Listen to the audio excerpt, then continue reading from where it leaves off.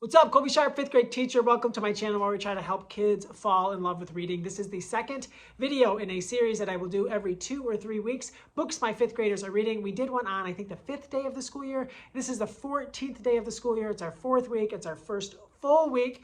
And I'm going to go around the room and show you all of the books that my fifth graders are currently reading. Starting here at this table, I Survived. These are super popular, right? The graphic novel editions. This reader that's reading this, he reads so much. He actually has already read the entire Origami Yoda series, all 7 books. He read like 1 a day. It was awesome. He was super into it. It made me so happy, and it's fun to see him move on to another series. So exciting. All right, next up we have Hilo. I shared with them a couple of Judd's videos on YouTube, some book talk type videos where he's talking about the characters a little bit, and they were captivated. This reader was so excited to check them out. He had already read the first one before 5th grade, which is awesome. He read the second one since he's been here, and now he's reading book number 3. Next up, Pink is for Blobfish. Earlier in the year, we did the creativity prompt from the creativity project. Jess Keating's, and then I showed them all of her Pink is for Blobfish books. Pink is for Blobfish, Gross as a Snot Otter, the World of Weird Animal books, and some of the kids have really been digging them. And this is one of my readers who seems to love nonfiction. Really, really exciting to see him reading that. Another reader reading a book in the Strange Case of Origami Yoda series. I'm currently reading aloud The Strange Case of Origami Yoda, and this has never happened while reading The Strange Case of Origami Yoda. It often leads to a bunch of kids reading the series afterwards, but I have kids who just like read ahead in The Strange Case of Origami Yoda and then are just like moving through the series. As you saw, the other reader has already finished it. So I'm definitely not going to tell a kid to stop reading it, just no spoilers for the rest of the class, but it's so exciting to see them so excited about a series that I love so much. Not only Bob. So many of them have had the one and only Ivan, maybe all of them have had the one and only Ivan read aloud to them.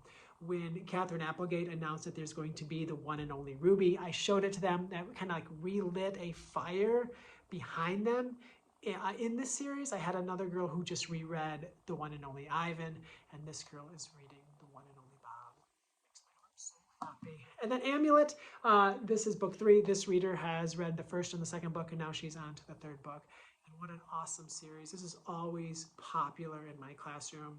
Kids are always into it, so exciting to see a new generation, a new year of readers finding this series to be as magical as the kids have had in the past. Here at this table, we will start with Dan Santad's The Aquanaut. If you haven't read this, it's breathtaking. The art, the underwater scenes that Dan has drawn in this book are so beautiful, and the story is wild and fantastic, and the kids can't get enough of it. So check out The Aquanaut by Dan Santad. It's an awesome graphic novel. If you haven't read his book, his first graphic novel, Sidekicks, holy smokes, that book always, like, I guess the kids maybe don't hear about it before my class, but I will show the book trailer for that, and then the kids just are like, everyone has to read it. So Dan, amazing picture book artist and author, but also an amazing graphic novelist. Check out The Aquanaut. Another one in the Origami Yoda series. Isn't it fun to see so many of these books around the room, kids reading it? This book series I talk about in the Commonsense Guide to Your Classroom Library, the book that I co-authored with Donald and Miller, and it just like took my class for Storm last year, and it's awesome to see that it's also taking my class for Storm taking my class by storm in a new year. I'm having a hard time talking today, sorry. Let's try again.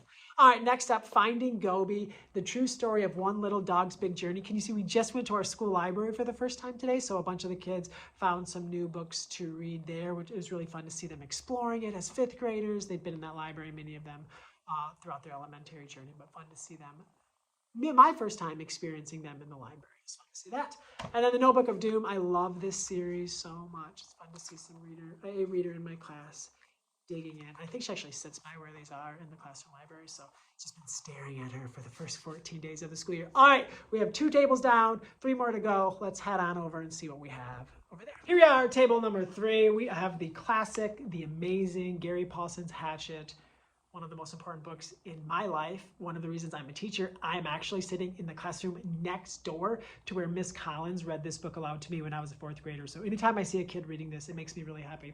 And one thing that I notice a lot of times early in the school year, so many of my readers go back to books that were read aloud to them in the past. Go back to those beloved books, books that they know are safe, books that they know the story means something to them. They have that connection to reading it aloud with their classroom.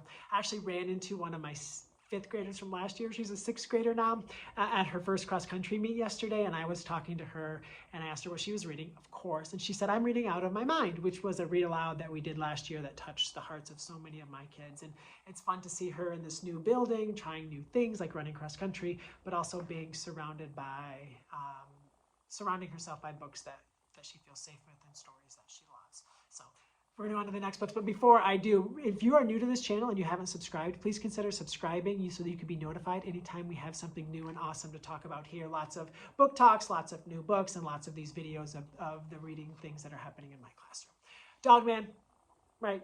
Probably hard to find a 5th grade classroom in this country where someone's not reading Dogman at any point in time. So I love that. I actually had a reading conference with this little kiddo here, and he was telling me about the Garbage Pail Kids and how he read one last year, and then he had to get all of the books in the series. So then we were talking about Garbage Pail Kids, and I was looking for other Garbage Pail Kid books. I added these to my classroom wish list.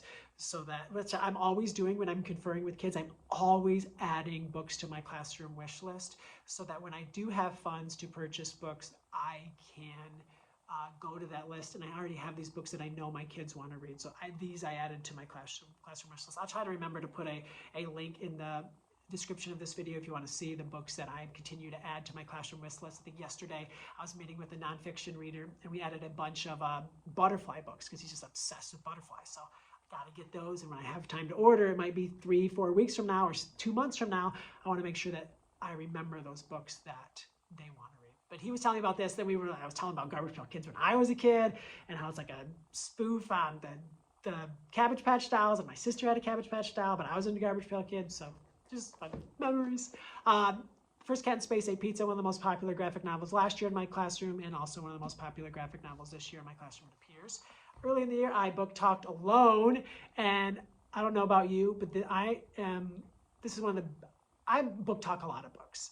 I am really good at book talking some books, and this is a book that I can sell to almost any reader, and it worked because there's a reader reading it right here at this group, and if I look over there at that group, I can see another kid is reading it alone. Megan Freeman, the novel in verse last year that just captivated a group of readers, and it's doing the same this year. All right, 2 tables to go. All right, here we go. How to Steal a Dog. Also a book that I love book talking. It's so easy, right? Family's very poor, struggling, living in a car. A girl decides to steal a dog so that when the reward money is offered, she can give it back, and she can save her family. Oh, it's so easy. Kids love it so much. Love to see Barbara O'Connor's books hopping. The Last Kids on Earth, the new one just came out. I actually had this on my classroom wish list, and my friend Nick Provenzano, a educator on the east side of Michigan, bought it, and it came in the mail. Thanks, Nick. And so that was just awesome. That's another thing that I do on my classroom wish list, series that the kids love or authors that we love. I see their next books that they have coming out, add them to my wish list. Sometimes parents or friends buy those, and they just arrive when the book comes out. It's amazing. Classroom wish list, a lot of fun. Barbara O'Connor, another Barbara, the Barbara O'Connor table, Wish, which has been like a paperback bestseller for, seems like forever. Love this book. Kids are into it. I had a great conference and conversation with the kid reading this book. It just makes me so happy. Anytime I see someone falling in love with a Barbara O'Connor book. Investigators, I love this series from John Patrick Reed. I read it a bunch this summer, actually with my own son. He got really into it, so it's fun to see a kid reading it. And I've just read it, so I know all about what to talk about. So this is the first one in the series, I think. Investigators, really fun graphic novel series. 1 table to go. Let's go. Our last group of the classroom has a kid reading Lori Halls Anderson's Chains, and she's into it, and I'm having amazing conversations with her about it. And let's just talk about it. The kid who walks in at the very beginning of 5th grade and is reading Lori Halls Anderson's Chains, it just gets me so excited to see what this girl's going to read this year, where we can take her, and the conversations we're going to have, because this one's into reading. Yay! All right, next up, Alone. We already talked about Alone. This is my copy, the advanced copy that I read last year. You can see it's just so stinking loved. World War I. This kid was talking to me about like the World War, what he's learning about World War I, and is just thinking about like why we haven't had a World War III and what would cause a World War III and what would happen if we had a World War III. I love when, so I'm having quite a few kids digging into nonfiction early in the year, which makes me really, really happy. Origami Yoda. At least that we're reading the one. I think this kid is reading the book that, like reading ahead each day, but then like following along while I read it. It's super fun. And then finally, Sunny Makes a Splash by Jennifer and Matthew Holm, an awesome graphic novel. I saw he was writing in his writer's notebook about this book and talking about like getting his first job and what that would be like, because Sunny is working at the pool in the summer selling ice cream and stuff. So those are the books that my fifth graders are reading. I hope that your kids are finding awesome books. If you made it to the end, it means the world to me. Leave me a comment on this video. Let me know some of the books that the readers that you serve are reading. I can't wait to add books to my to-read list. My name is Colby Sharp. Thanks for tuning in. I hope you have an awesome-tastic day.